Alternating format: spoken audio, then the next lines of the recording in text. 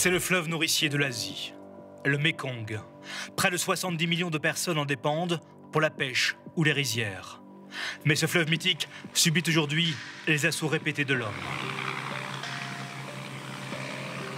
Au Cambodge, des dragueurs pompent chaque jour des millions et des millions de tonnes de sable du Mékong. Une soif qui peu à peu détruit les écosystèmes. À force de pomper dans le lit de la rivière, les berges se sont même affaissées à certains endroits.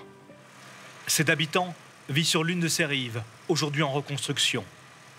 C'est l'un des rares riverains qui accepte de s'exprimer, mais il le fait de manière anonyme.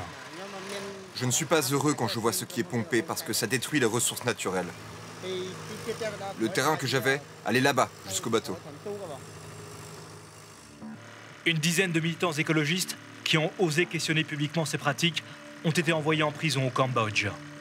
Car les enjeux financiers sont énormes. Le sable du Mékong permet en fait d'alimenter des chantiers gigantesques à plusieurs milliards d'euros. Direction Phnom Penh, la capitale cambodgienne en plein boom immobilier.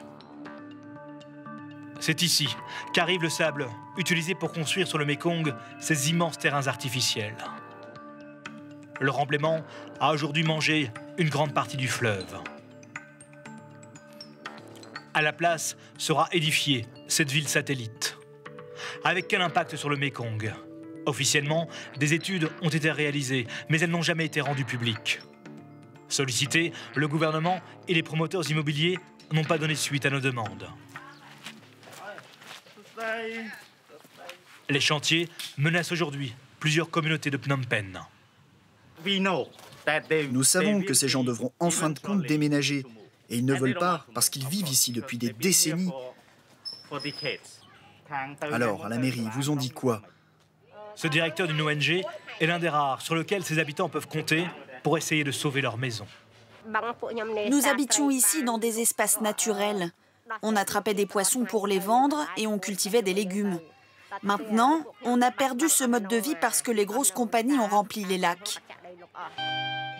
Une communauté qui risque d'être rayée de la carte, car les lacs de Phnom Penh, alimentés par le Mékong, ont également été comblés par le sable du fleuve.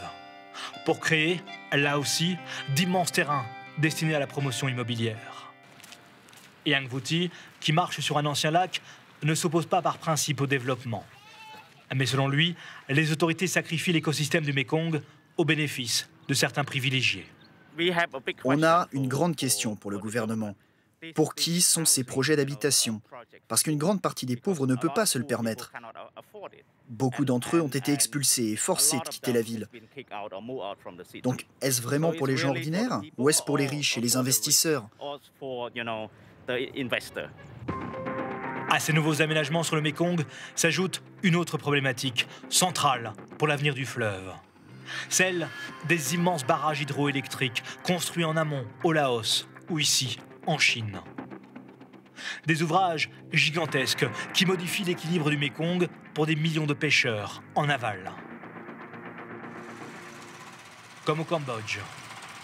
40 ans que cet homme pêchait dans les eaux autrefois généreuses du Mékong.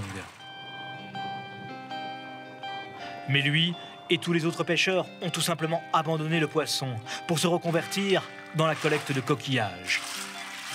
Avec l'accumulation des barrages, le poisson dans le fleuve est devenu de plus en plus rare.